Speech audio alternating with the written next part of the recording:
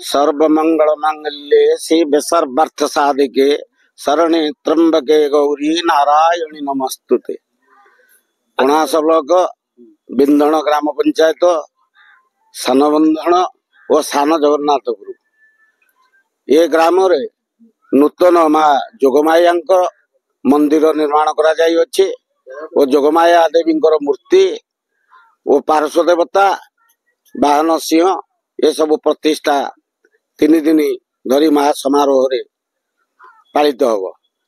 एणु ग्रामवासी माने ये जो नूतन मंदिर प्रतिष्ठा देवी स्थापन तांकर बहु दिन मनस्कामना पूर्ण होची से मांकर प्रतिष्ठा कर्म आरंभ करा जिवो।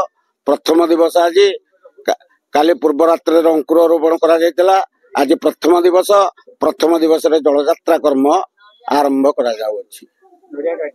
यात्रा रे 154 जन भक्त कुंभ बुड़ेबे और समस्ते जल ये माझी पड़ा ये हूँ गोटे पुरातन पीठ ये पीठरू जल आवाहन करिकी नहीं मंदिर प्रतिष्ठा कार्य करा जिवो।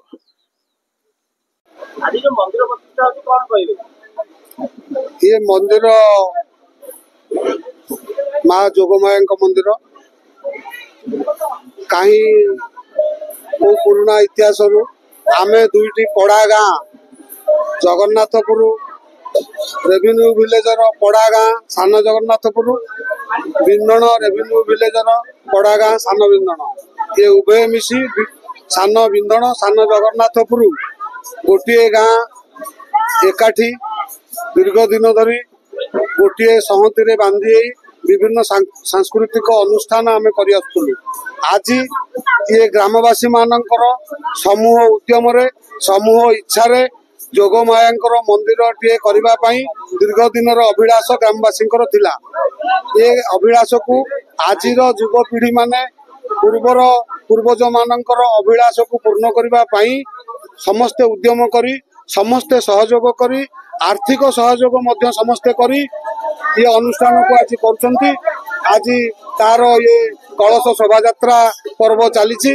आज संध्या बेल को भजन प्रोग्राम रखा काली की आमर पूजा विधि मुताबक करा एवं प्रवचन कार्यक्रम रखा पूर्णांग जो दिन पूर्णाहुति करा पूर्णाहुति दिन को रामलीला विभिन्न सांस्कृतिक कार्यक्रम मान आयोजन करा ये सब कार्यक्रम समूह ग्रामवासी उद्यम समूह ग्रामवासी चेष्टा सहयोग ये कार्य आज सुरुखुरु संपन्न होगा जाउछि।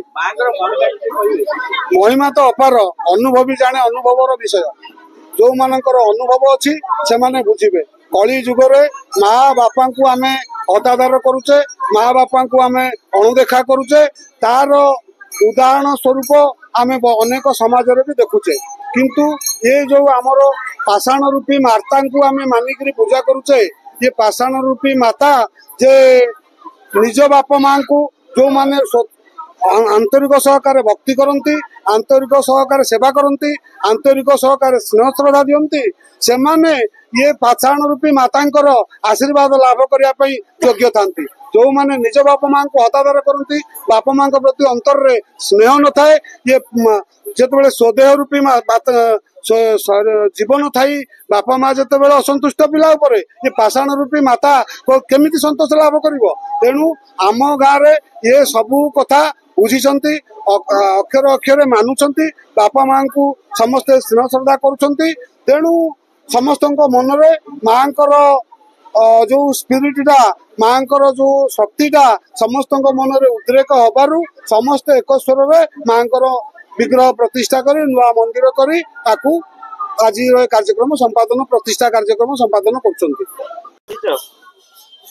ना हूँ सर्वेश्वर नायक ग्राम हूँ सान बिंधण पोस्ट नंदियोदा भाया कणास जिला पुरी।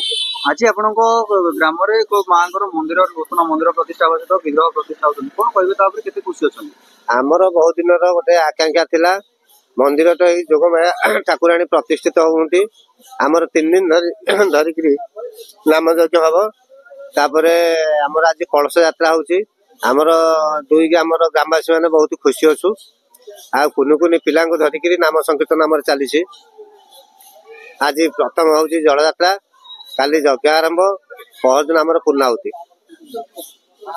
କେତେ ଲୋକ ପାଖାପାଖି ଆଜି ଜଳଯାତ୍ରାରେ ଆଜି ଜଳଯାତ୍ରା ପ୍ରାୟ 300-400 ଲୋକ ଯୋଗ ଦେଇଛନ୍ତି। କେତେ ଖୁସି ଅଛନ୍ତି ଆପଣଙ୍କ ଅଞ୍ଚଳରେ? ଆମେ ତ ବହୁତ ଖୁସି ଅଛୁ, ଆଉ ଅନ୍ୟମାନେ ବି ପ୍ରତ୍ୟେକ ଗାଁରେ ଖୁସି ଅଛନ୍ତି।